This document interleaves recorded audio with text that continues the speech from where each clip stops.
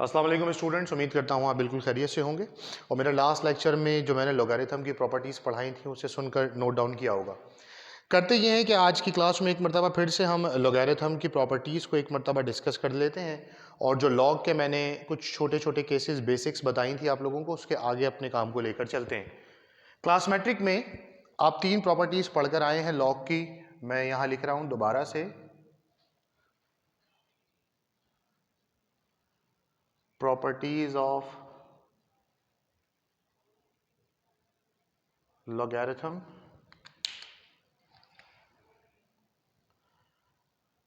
उसकी एक प्रॉपर्टी है कि अगर हमारे पास लॉग में दो वैल्यूज़ मल्टीप्लाई हो रही हों तो हम लिखते हैं लॉग ए प्लस लॉग बी, ऐसे लिखते हैं। फिर हमारे पास ऐसा होता है कि अगर दो वैल्यूज़ डिवाइड हो रही होती हैं लॉग के साथ तो हम लिखते हैं लॉग ए माइनस लॉग बी। लेकिन मैंने पिछली क्लास में आपको एक चीज़ बताई थी कि हम यहाँ पर एल ओ जी का लॉग नहीं पढ़ते, हम पढ़ते हैं एल एन। ये भी लॉग ही है, आपकी किताब में मौजूद एल ओ जी कहें या एल एन कहें, दोनों लॉग ही हैं। अब ज़रा देखें तो मैं यहाँ पर भी क्या लिखूँगा, l n a upon b बराबर होगा l n a minus l n b. और तीसरी प्रॉपर्टी मैंने आप लोगों को बताई थी पिछली क्लास में कि अगर लॉग ए की पावर बी हो, यानी कि वेरिएबल के ऊपर अगर वेरिएबल हो तो पहले पावर आएगी और फिर क्या आएगा, वही लॉग जो कि हमारे पास पहले से मौजूद था।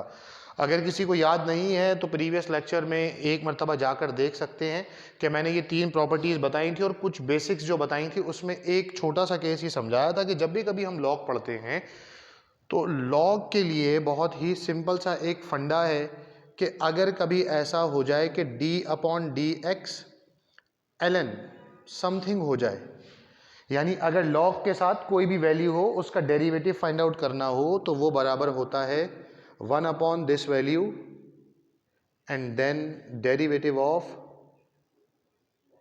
This value box. या हम ये कह लें कि हमने इसको ऐसे पढ़ा था कि अगर y बराबर है एल एन एफ एक्स के बराबर है, ठीक है, तो डी वाई अपॉन जो डी एक्स है वो होगा बेटा 1 अपॉन एफ एक्स और फिर डेरिवेटिव ऑफ एफ एक्स। तो काम तो हम आज भी यही करेंगे, लेकिन हम आज के क्वेश्चंस में करेंगे क्या कि बेटा इन प्रॉपर्टीज को भी ऐड कर लेंगे। इन प्रॉपर्टीज को भी क्या कर लेंगे, हम ऐड कर लेंगे। जरा देखें भाई, मैं आपसे कह रहा हूं find the derivative of the following.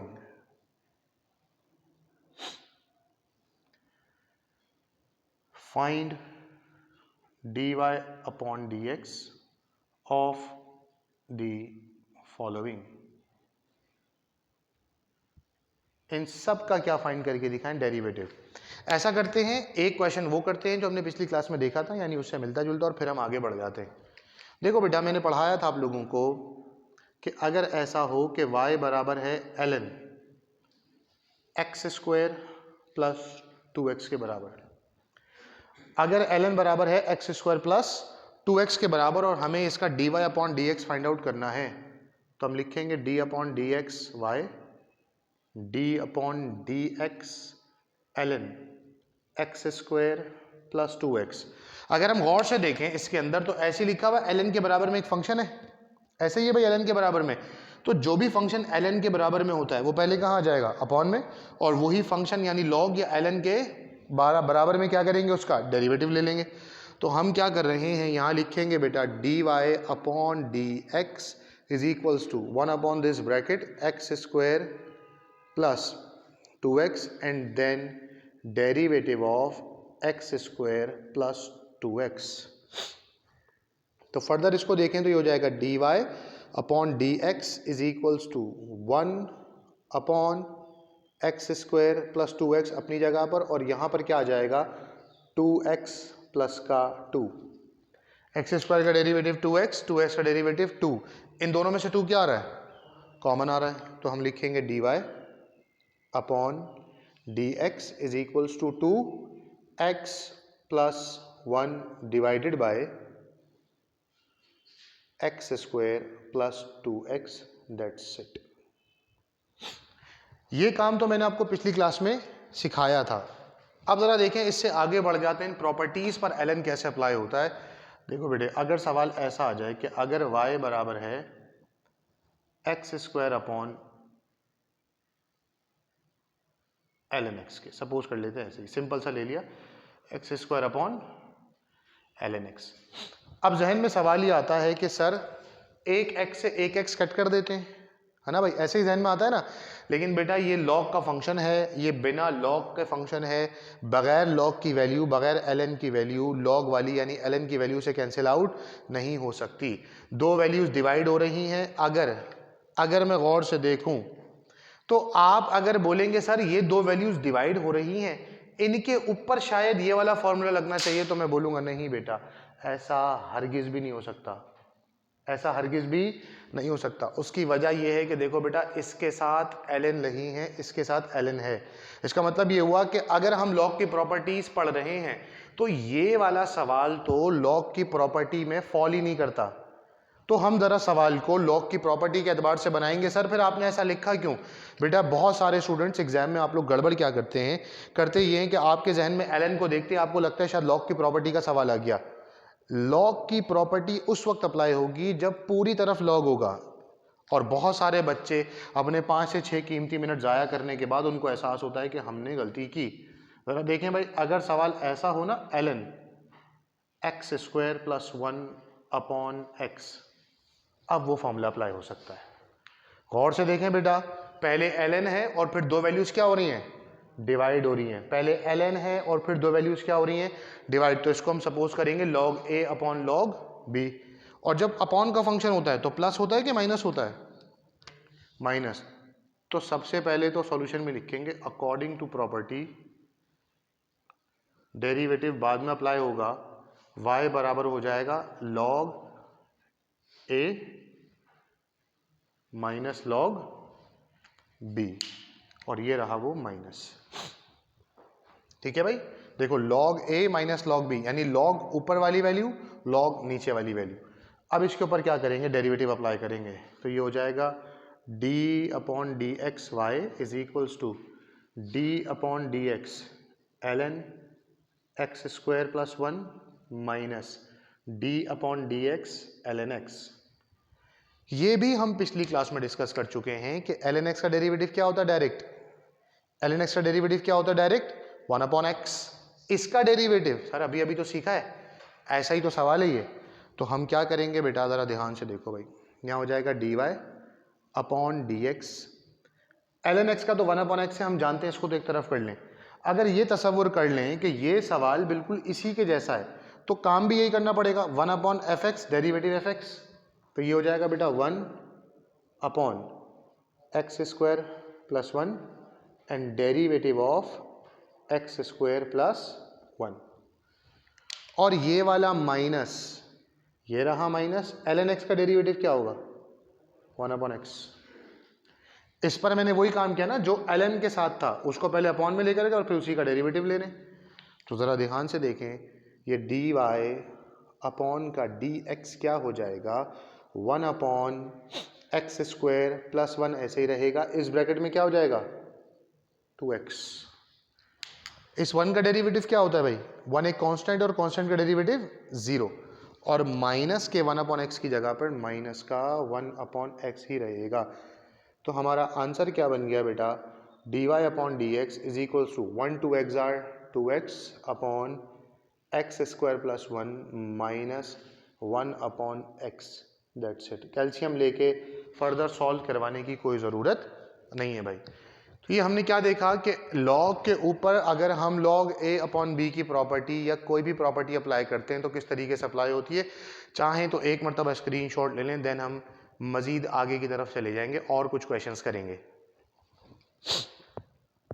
देखें भाई, दो पार्ट हो गए। अब आपकी किताब में कुछ इस तरीके का एक क्वेश्चन दिया हुआ है। मैंने पहले ही कहा था कि बेटा बुक के क्वेश्चंस आप लोग सॉल्व करेंगे, ये आप लोगों की एक छोटी सी रिस्पॉन्सिबिलिटी बनती है कि आप लोग किताब के सवाल सॉल्व करें। मैं आपको किताब के सवाल नहीं करवा रहा, उनसे मिलते जुलते सवाल मैं करवाऊंगा। फॉर एग्जांपल हमने ये सवाल करा है, इसको एक स्टेप और आगे लेके जा रहे हैं। मैंने लिखा भाई x cube plus 1 upon x cube minus का 1। सपोज कर लेते हैं ये सवाल आ गया। तो मैं पूछूं भाई इसमें और इसमें फर्क क्या है, बोलेंगे सर वैल्यूज चेंज है, लेकिन तरीकेकार का कोई फर्क नहीं है। तो सबसे पहले तो हम लिखेंगे according to the property,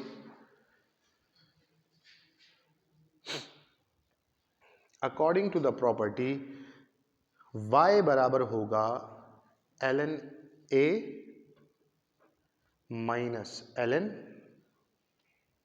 b, और ये रहा वो minus log a minus log b। ये मैंने क्या किया बेटा, इसका डेरिवेटिव सॉल्व कर लिया क्या? हाँ भाई, इसका डेरिवेटिव ले लिया मैंने? नहीं लिया। अभी मैंने करा क्या, अभी मैंने इसका फॉर्मूला अप्लाई किया। अभी मैंने log का क्या किया बेटा, सिर्फ और सिर्फ फॉर्मूला log की प्रॉपर्टी अप्लाई करिए। जो काम मैंने अभी एक मर्तबा यहां किया था, ये तो डायरेक्ट आ गया था, यही काम अब यहां 2 मर्तबा करना पड़ेगा। यही काम यहां कितनी मर्तबा करना पड़ेगा, 2 मर्तबा करना पड़ेगा। तो ये हो जाएगा भाई dy upon d x is equals to d upon d x ln x cube plus 1 minus d upon d x ln x cube minus 1। ठीक है, मजीद देखते हैं आगे।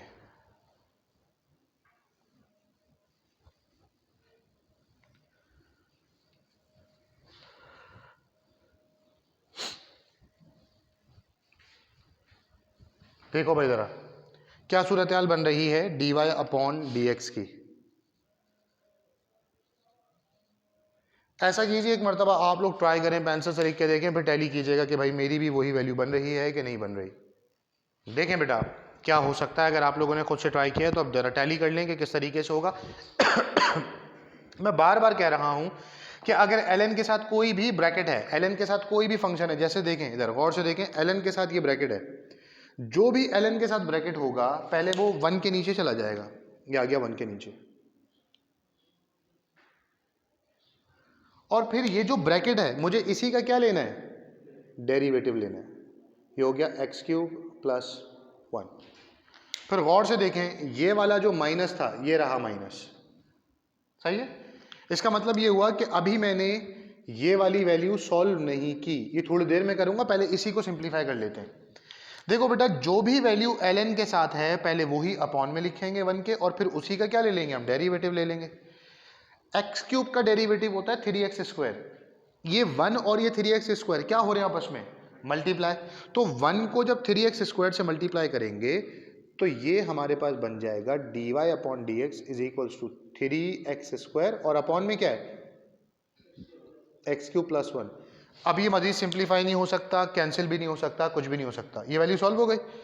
माइनस के बाद गौर से देखेंगे फिर ln के साथ कोई वैल्यू है, जो भी वैल्यू ln के साथ होगी वो कहाँ जाएगी, 1 के नीचे, 1 अपॉन एक्स क्यूब माइनस 1, और जो वैल्यू होगी उसी का क्या लेंगे हम, डेरिवेटिव भी सॉल्व करेंगे। तो ये हो जाएगा एक्स क्यूब माइनस का 1, सही है। देखो बेटे माइनस की जगह पर माइनस, एक्स क्यूब का डेरिवेटिव कितना आएगा 3x स्क्वायर, ये आ गया 3x square upon x cube minus का 1। यहाँ तक किसी किस्म का कोई सवाल, कोई परेशानी?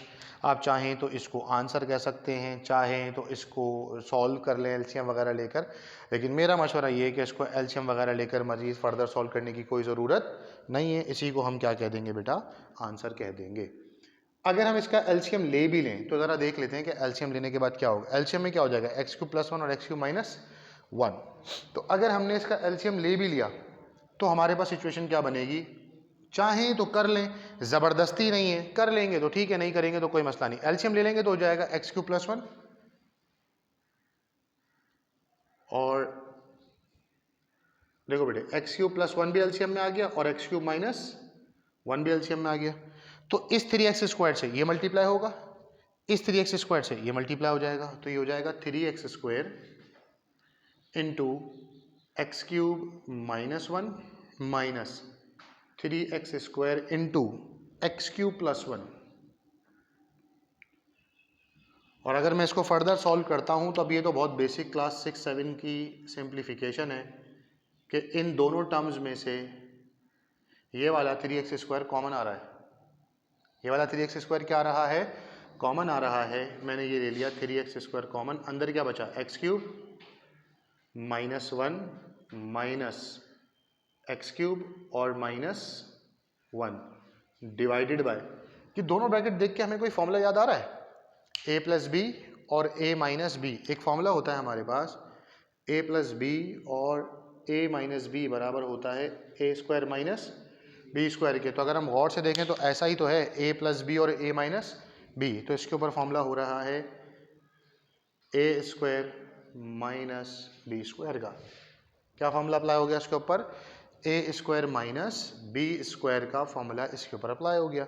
और अगर हम गौर से देखें बेटा तो एक्स क्यूब से एक्स क्यूब कट गया, क्या बचा?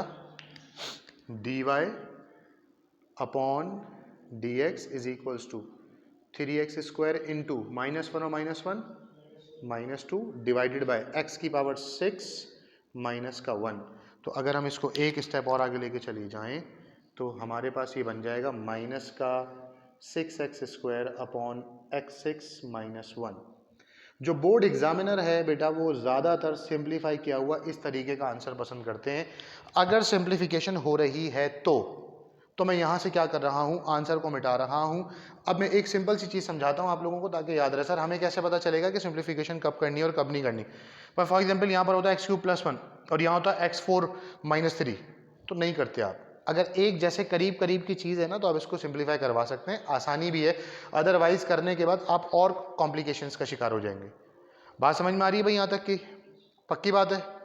तो हमारी आज की क्लास को हम यहीं तक रखेंगे बेटा। टिल देन, जब तक आपको मैं इस क्लास से रिलेटेड या इससे पिछले लेक्चर से रिलेटेड कुछ MCQs वगैरह सेंड नहीं कर रहा, जब तक आपने इन दोनों लेक्चर्स की प्रैक्टिस करनी है, लेक्चर नंबर 3, 4 की, अपने घर वालों का बहुत ज़्यादा ख्याल रखना है। मुझे, मेरे पेरेंट्स को और कोचिंग की पूरी एंटायर टीम को अपनी खास दुआ में याद रखिएगा। अल्लाह हाफिज़ व नासिर।